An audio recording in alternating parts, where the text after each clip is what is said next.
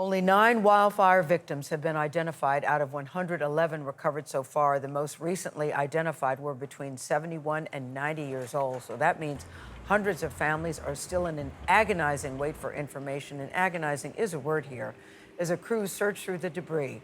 Lilia Luciano has the family stories. Lilia, good morning to you. The more we hear, the worse this gets. That's right, Gayle. There's such little hope at this point. But yes, as dozens of dogs and crews search through the ashes in Lahaina, survivors in the community here fear that the wait for answers could last not weeks, but months. The painstaking search for victims continues in Lahaina. Crews have covered less than 40% of the burn zone. Hundreds are still unaccounted for. Among them, Joe Schilling. He was texting me that now there are four houses burning and then cars exploding on the road. His friend Corey Blue says Joe was on his way to her home when the fires raged all around him.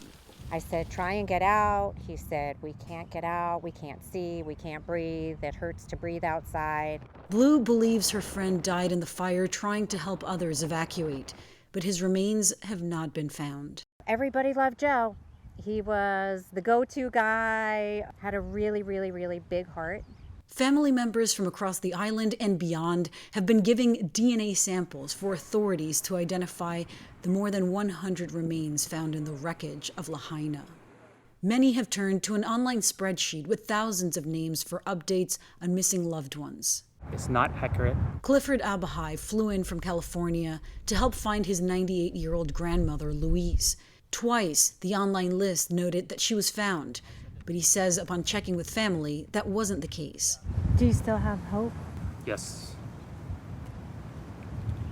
I got to keep the faith until I see, her ashes or, something stating that this is her. I'm going to keep the faith, and I'm going to keep on searching for her.